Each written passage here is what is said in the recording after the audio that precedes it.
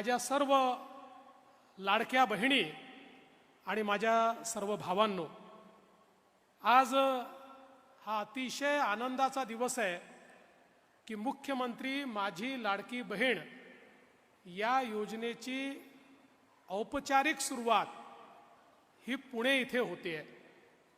कोणीतरी मला विचारलं की सुरुवात पुण्यापासून का?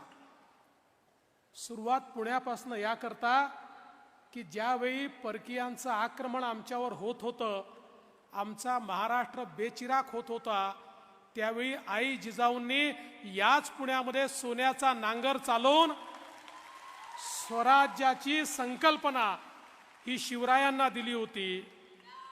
याच पुण्यामध्ये ज्यावेळी आमच्या महिलांना शिक्षणाचा अधिकार नाकारला गेला, त्यावेळी महात्मा ज्योतिबा फुले आणि सावित्रीबाई फुलेंनी सांगितलं हा अधिकार महिलांना मिळाला पाहिजे आणि महिलांना अधिकार देण्याकरता याच पुण्यापासनं खऱ्या अर्थानं त्यांनी सुरुवात केली. आणि आपल्याला कल्पना आहे की मुलींसाठीची पहिली शाळा याच पुण्यामध्ये सुरू झाली. आणि म्हणूनच मला असं वाटतं की पुणे हे सर्वाधिक उपयुक्त अशा प्रकारचं ठिकाण आहे. केवळ राजकारण नाही तर समाजकारणाची भूमी कुठली असेल, परिवर्तनाची भूमी कुठली असेल तर ते हे पुणे आहे. आणि म्हणून पुण्यापासून सुरुवात करायची. आणि आपलं सरकार तर तुम्हाला माहिती आहे, आपलं सरकार जे आहे ते देना बँक सरकार आहे. ते देत असतं, लेना बँकवालं सरकार नाही आहे. मागच्या काळामध्ये आपण बघितलं वसुली करणारं सरकार होतं, आता वसुली करणारं नाही, बहिणींना देणारं सरकार या ठिकाणी आलेलं आहे. आणि म्हणून आज आपण ठरवलं की इथपासनं सुरुवात पुण्यापासनं करायची. पण पुण्यापासनं सुरुवात जरी औपचारिक आपण केली तरी माननीय मुख्यमंत्र्यांनी सांगितलं पैसे क्रेडिट करणं सुरू करा. कारण ज्यावेळी आपण कार्यक्रम घेऊ त्यावेळी बहिणींना रिकाम्या हाताने ठेवू नका. आणि सांगताना आनंद वाटतो 1,03,00,000 महिलांच्या खात्यामध्ये 3,000 रुपये प्रत्येकी पोचलेले आहेत. तुमच्या खात्यात आले आहेत का? ज्यांच्या आल्यात हात वर करा, हात वर करा ज्यांच्या हातात आले आहेत. बघा या सगळ्या ताईंच्या खात्यामध्ये पैसे आले आहेत. आता अगदी थोड्याशा राहिल्या आहेत ज्यांच्या खात्यात यायच्यात. काळजी करू नका, प्रत्येकाच्या खात्यात पैसे आल्याशिवाय योजना बंद होणार नाही, हा आमचा निर्धार आहे. आता तर कुठे आम्ही 31 जुलैपर्यंतचे फॉर्म्स याचे पैसे जमा केले आहेत. आता 31 ऑगस्टपर्यंतचे जे फॉर्म्स आहेत त्याची छाननी जेव्हा होईल त्यांच्याही खात्यामध्ये जुलै आणि ऑगस्टचे पैसे आणि सप्टेंबरचे पैसे एकत्रितपणे आपण त्या ठिकाणी टाकू. आणि त्याही नंतर सप्टेंबरमध्ये ज्यांचे फॉर्म येतील त्यांनाही त्या ठिकाणी पैसे मिळणार आहेत. योजना कुठेही बंद होणार नाही. ही खटाखट सारखी योजना नाही आहे, ही फटाफट सारखी योजना आहे जी आमच्या तायांच्या खात्यामध्ये थेट त्या ठिकाणी हे पैसे जातात. मला तुम्हाला सांगितलं पाहिजे, आम्ही ज्यावेळेस घोषणा केली की आमच्या बहिणींना ओवाळणी द्यायची आहे, तुमच्या सावत्र भावांच्या पोटामध्ये खूप दुखायला लागलं आणि सावत्र भावांनी खूप प्रयत्न केला योजना होऊ नये म्हणून. मग पहिल्यांदा कोर्टात गेले, कोर्टाने त्यांना नाकारल्यानंतर काय केलं माहितीये, जाणीवपूर्वक फॉर्म भरून घेतले आणि त्याच्यावर पुरुषांचे फोटो लावले, जेणेकरून महिलांना नंतर सांगता येईल तुमचे फॉर्म तर आम्ही सरकारला दिले होते पण सरकारने ते फॉर्म स्वीकारले नाही. काही ठिकाणी तर मोटरसायकलचे फोटो लावले, कोणी बगीचाचे फोटो लावले. जाणीवपूर्वक अशा प्रकारचे फोटो लावून हे फॉर्म रिजेक्ट झाले पाहिजेत आणि महिलांपर्यंत पैसे पोचू नये अशा प्रकारचा प्रयत्न झाला. हेही करून हे लोक थांबले नाहीत. आपल्या पोर्टलवर मोठ्या प्रमाणात जंक डेटा त्यांनी टाकला, जेणेकरून हे पोर्टल स्लो झालं पाहिजे, हे पोर्टल बंद पडलं पाहिजे. मध्ये 4-5 दिवस ते पोर्टल बंद होतं. मग याच लोकांनी हाहाकार सुरू केला, पोर्टल बंद, पोर्टल बंद, पोर्टल बंद. अरे काळजी करू नका, पोर्टल बंद पडलं, आम्ही ऑफलाईन फॉर्म स्वीकारले, ते पुन्हा पोर्टलवर आणले आणि त्या ठिकाणी आमच्या बहिणींना पैसे आमचा देण्याचा जो निर्धार आहे तो आम्ही पूर्ण केला. मी खरं म्हणजे आमचा जो महिला बाल विकास विभाग आहे, आमच्या अदितीताई असतील, त्यांचे सचिव अनुप कुमार यादव असतील, यांचं आणि त्यांच्या पूर्ण टीमचं मनापासून अभिनंदन करेन की त्यांनी अहोरात्र याच्यामध्ये मेहनत केली आणि मुख्यमंत्र्यांचं जे स्वप्न होतं, आमचं जे स्वप्न होतं, ते स्वप्न पूर्ण करण्याकरता खऱ्या अर्थानं मोठ्या प्रमाणात या ठिकाणी प्रयत्न केले. आपल्या देशाचे प्रधानमंत्री माननीय मोदीजी सांगतात आपल्याला विकसित भारत तयार करायचा आहे आणि ते नेहमी सांगतात भारत विकसित व्हायचा असेल तर भारताची जी 50% लोकसंख्या आहे, म्हणजे आमच्या महिला आहेत, या महिलांचा विकास झाला तरच भारत विकसित होऊ शकतो. महिलांचा विकास झाला नाही तर भारत कधीच पुढे जाऊ शकणार नाही. आणि म्हणून आज देशामध्ये मोदीजी असतील किंवा राज्यामध्ये शिंदे साहेबांच्या नेतृत्वाखाली मोठ्या प्रमाणात महिला केंद्रित योजना आपण सुरू केल्या.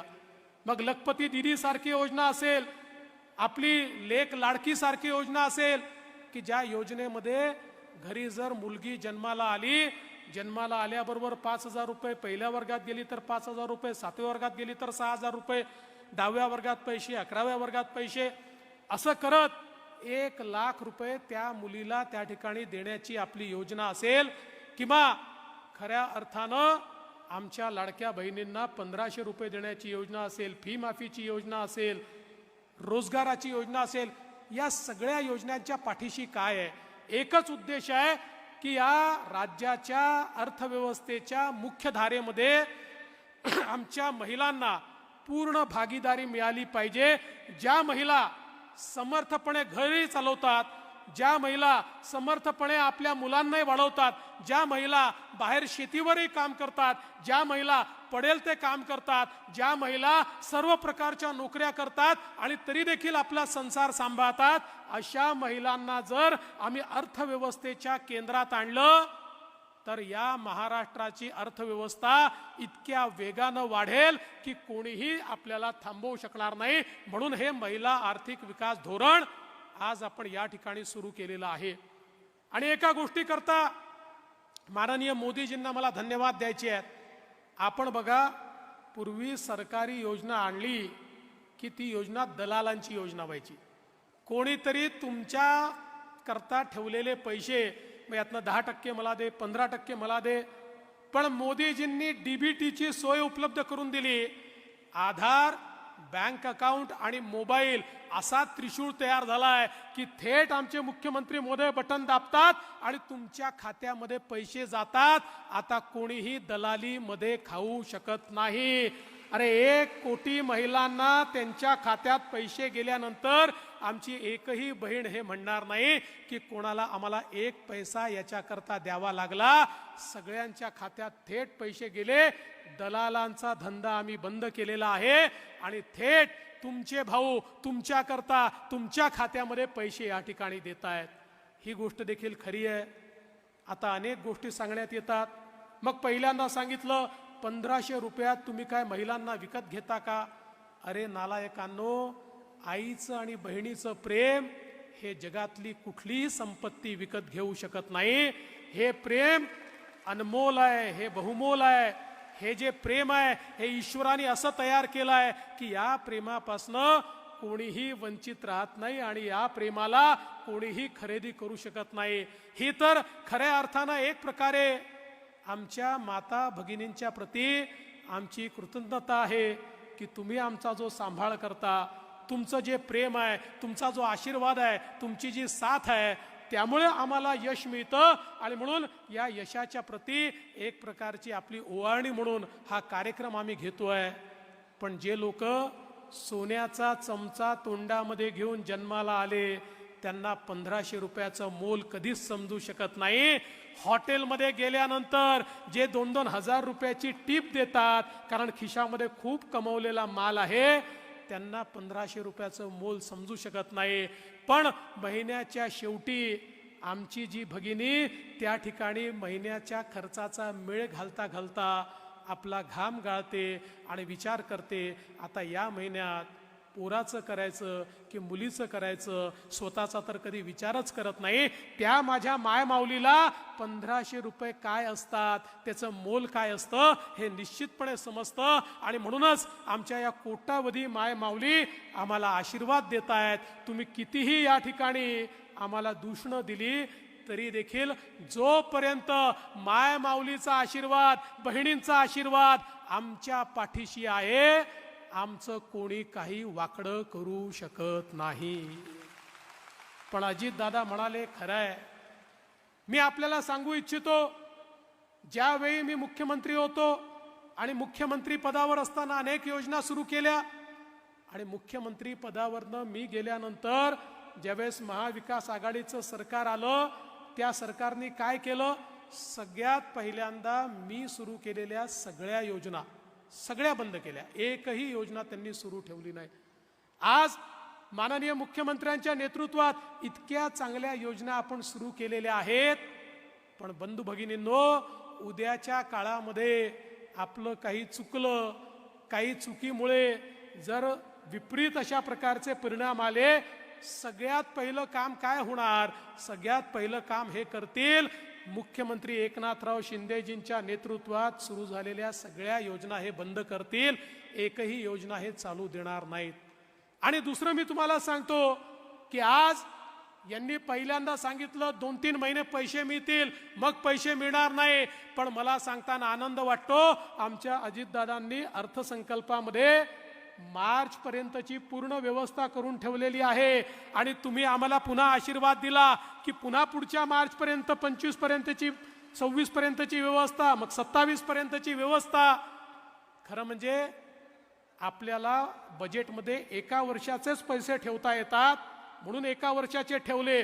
जर बजेटमध्ये 5 वर्षाचे ठेवता आले असते ना, तर सगळे विषय बाजूला ठेवून पहिल्यांदा लाडक्या बहिणींकरता 5 वर्षाचे पैसे आपण त्या ठिकाणी ठेवले असते.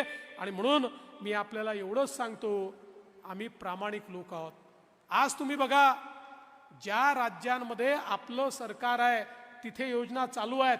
कर्नाटकमध्ये अशी योजना घोषित केली, आज ती योजना त्यांनी बंद केली. त्यांनी तेलंगणामध्ये योजना घोषित केली, तेलंगणात योजना सुरूच झाली नाही. पण मला सांगताना आनंद वाटतो, आमच्या मामाजींनी, शिवराजजींनी मध्य प्रदेशला योजना सुरू केली, नियमित चाललेली आहे. छत्तीसगडला सुरू केली, नियमित चाललेली आहे. आणि आमच्या मुख्यमंत्र्यांनी महाराष्ट्रात घोषणा केली, ही पण योजना नियमितच चालेल, कोणीही ही योजना बंद करू शकणार नाही. हा विश्वास या निमित्ताने मी तुम्हाला देऊ इच्छितो. आणि म्हणून आज एक प्रकारे आपण पाहतोय, देशामध्ये पहिल्यांदा महिला राष्ट्रपती आम्हाला मिळालेले आहेत. आज भारतामध्ये 10% जास्तीचं प्रतिनिधित्व हे स्थानिक स्वराज्य संस्थांमध्ये आमच्या महिलांना मिळालेलं आहे. आज प्रधानमंत्री मुद्रा योजनेच्या अंतर्गत ज्यांना कर्ज प्राप्त झालं त्यातल्या 63% महिला आहेत. आज जर आपण बघितलं तर विज्ञान आणि तंत्रज्ञानामध्ये कधी नव्हे ते 43% आमच्या मुली त्या ठिकाणी शिकतायत. आणि आज आपण जर बघितलं तर महिला बचत गटाच्या माध्यमातून सर्वात मोठं जे एक आंदोलन बचत गटाचं सुरू झालंय, तेही या महाराष्ट्रामध्ये आपण सगळे रेकॉर्ड या ठिकाणी तोडलेले आहेत. आणि 63 लाख बचत गटाच्या माध्यमातून आमच्या महिलांना काम देण्याची सुरुवात आपण या ठिकाणी केलेली आहे.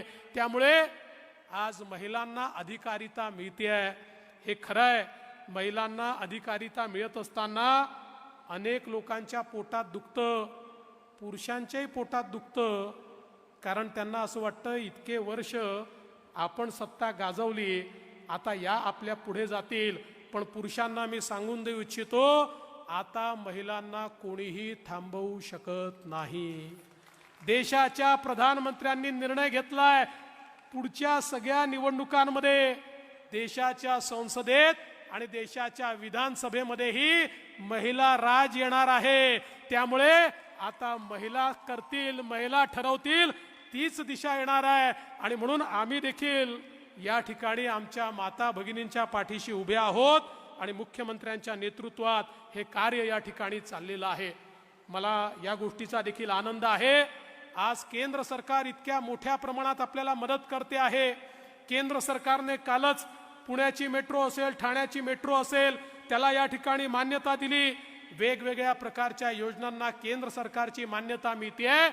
मोदीजी देशामध्ये आणि महाराष्ट्रामध्ये शिंदे साहेबांच्या नेतृत्वातलं महायुती सरकार हे सुजलाम सुफलाम महाराष्ट्र तयार करणार, आमच्या महिलांना अधिकार देणार आणि महिलांना त्या ठिकाणी खऱ्या अर्थानं सन्मान देऊन महिलांचा सन्मान करणारं महाराष्ट्र राज्य आम्ही घडवून दाखवू, एवढाच विश्वास या निमित्ताने व्यक्त करतो. आणि सर्व आमच्या माता भगिनींच्या प्रती या ठिकाणी मी खऱ्या अर्थानं अभिवादन करून माझं बोलणं संपवतो. जय हिंद, जय महाराष्ट्र, जय भारत माता.